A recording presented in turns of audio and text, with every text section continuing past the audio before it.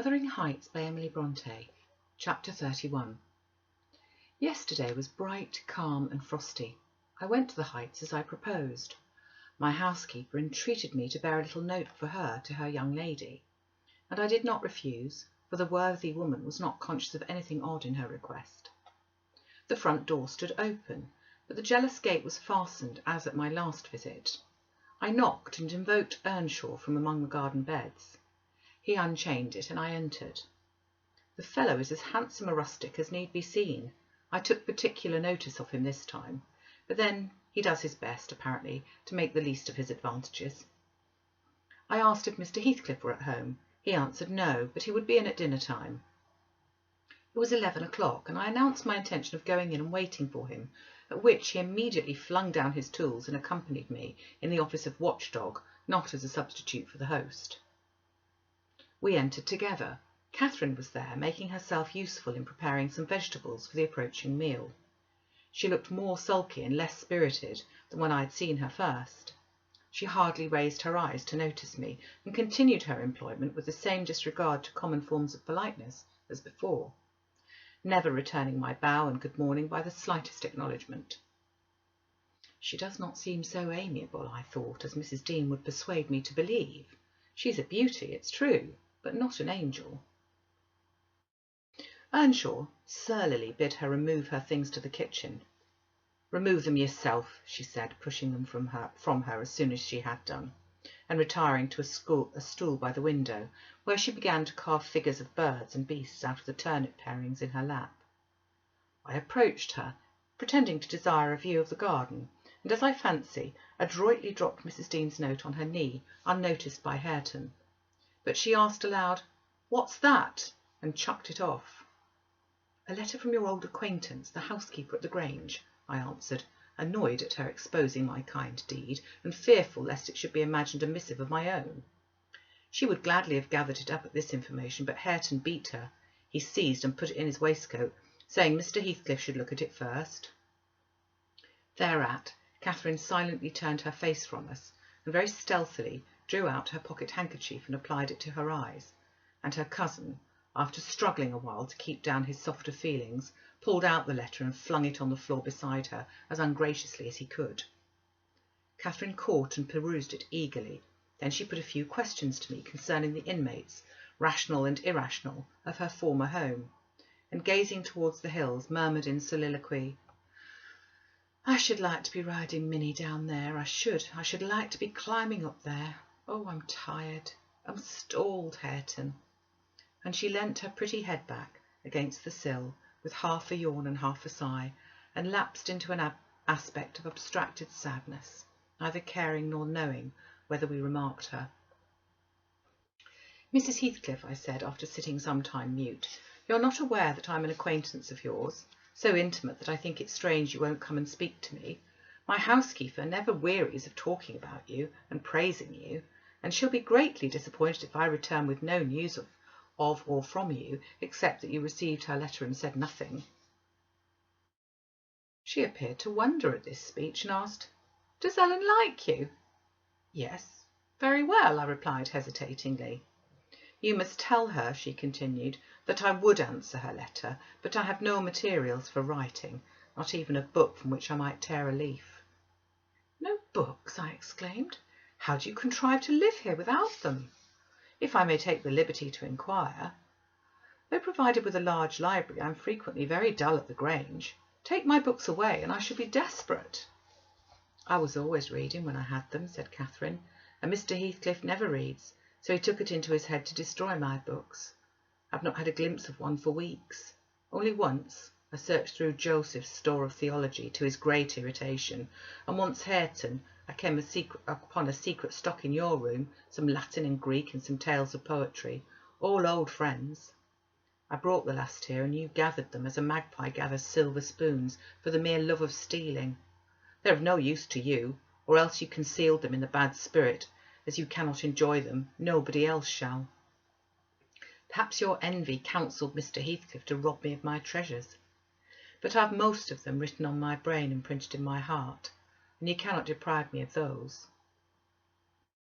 Earnshaw blushed crimson when his cousin made this revelation of his private literary accumulations, and stammered an indignant denial of her accusations.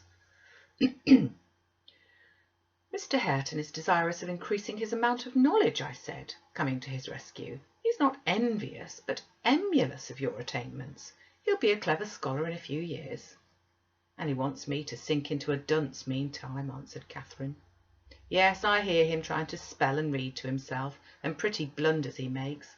I wish you would repeat Chevy Chase as you did yesterday. It was extremely funny. I heard you, and I heard you turning over the dictionary to seek out the hard words, and then cursing because you couldn't read their explanations. The young man evidently thought it too bad that he should be laughed at for his ignorance, and then laughed at for trying to remove it. I had a similar notion, and remembering Mrs. Dean's anecdote of his first attempt at enlightening the darkness in which he had been reared, I observed, "But, Mrs. Heathcliff, we have each had a commencement, and each stumbled and tottered on the threshold. Had our teachers scorned instead of aiding us, we should stumble and totter yet." "Oh," she replied, "I don't wish to limit his acquirements. Still, he's no right to appropriate what's mine, and make it ridiculous to me with his vile mistakes and mispronunciations. Those books, both prose and verse, are consecrated to me by other associations, and I hate to have them debased and profaned in his mouth. Besides of all, he's selected my favourite pieces that I love the most to repeat, as if out of deliberate malice." Hareton's chest heaved in silence in a minute. He laboured under a severe sense of mortification and wrath, which it was no easy task to suppress. I rose, and from a gentlemanly idea of relieving his embarrassment, took up my station in the doorway, surveying the external prospect as I stood. He followed my example and left the room, but presently reappeared, bearing 6 volumes in his hands, which he threw into Catherine's lap, exclaiming, "Take them! I never want to hear or read or think of them again." "I won't have them now," she answered. "I shall connect them with you and hate them." She opened one that had obviously often been turned over, and read a portion in the drawling tone of a beginner, then laughed and threw it from her. "And listen," she continued provokingly, commencing a verse of an old ballad in the same fashion. But his self-love would endure no further torment. I heard, and not altogether disapprovingly, a manual check given to her saucy tongue. The little wretch had done her utmost to hurt her cousin's sensitive though uncultivated feelings, and a physical argument was the only mode he had of balancing the account and repaying its effects on the inflictor. He afterwards gathered the books and hurled them on the fire. I read in his countenance what anguish it was to offer that sacrifice to spleen. I fancied that as they consumed, he recalled the pleasure they had already imparted, and the triumph and ever-increasing pleasure he had anticipated from them. And I fancied I guessed the incitement to his secret studies also. He'd been content with his daily labour and rough animal enjoyments till Catherine crossed his path. Shame at her scorn and hope of her approval were his first prompters to higher pursuits. And instead of guarding him from one and winning him to the other, his endeavours to raise himself had produced just the contrary result. "Yes, that's all the good that such a brute as you can get from them," cried Catherine, sucking her damaged lip and watching the conflagration with indignant eyes. "You'd better hold your tongue now," he answered fiercely. And his agitation precluded further speech. He advanced hastily to the entrance, where I made way for him to pass. But ere he had crossed the door-stones, Mr. Heathcliff, coming up the causeway, encountered him. Laying hold of his shoulder, asked, "What's to do now, my lad?" Naught," he said, and broke away to enjoy his grief and anger in solitude. Heathcliff gazed after him and sighed. "It'll be odd if I thwart myself," he muttered. "I'm conscious that I was behind him. When I look for his father in his face, I find her every day more. How the devil is he so like? I can hardly bear to see him." He bent his eyes to the ground and walked moodily in. There was a restless, anxious expression in his countenance I'd never remarked there before, and he looked sparer in person. His daughter-in-law, on perceiving him through the window, immediately escaped to the kitchen, so that I remained alone. "I'm glad to see you out of doors again, Mr. Lockwood," he said, in reply to my greeting. "From selfish motives, partly. I don't think I could readily supply your loss in this desolation. I've wondered more than once what brought you here." An idle whim, I fear, sir, was my answer, or else an idle whim is going to spirit me away. I shall set out for London next week, and I must give you warning that I feel no disposition to retain Thrushcross Grange beyond the 12 months I agreed to rent it. I believe I shall not live there any more. Oh, indeed, you're tired of being banished from the world, are you? But if you could be coming to plead off paying for a place you won't occupy, your journey is useless. I never relent in exacting my due from anyone. I'm coming to plead nothing about it, I exclaimed, considerably irritated. Should you wish it, I'll settle with you now, and I drew my notebook from my pocket. No, no, he replied coolly. You'll leave sufficient behind to cover your debts, if you fail to return. I'm not in such a hurry. Sit down and take your dinner with us. A guest that is safe from repeating his visit can generally be made welcome. Catherine, bring the things in. Where are you? Catherine reappeared, bearing a tray of knives and forks. You may get your dinner with Joseph, muttered Heathcliff aside, and remain in the kitchen till he's gone. She obeyed his directions very punctually. Perhaps she'd no temptation to transgress. Living among clowns and misanthropists, she probably cannot appreciate a better class of people when she meets them.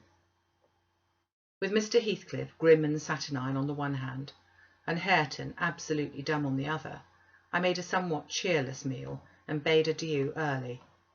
I would have departed by the back way to get a last glimpse of Catherine and annoy old Joseph, but Hareton received orders to lead up my horse, and my host himself escorted me to the door, so I could not fulfil my wish. How dreary life gets over in that house, I reflected while riding down the road. What a realization of something more romantic than a fairy tale it would have been for Mrs. Linton Heathcliff had she and I struck up an attachment, as her good nurse desired, and migrated together into the stirring atmosphere of the town.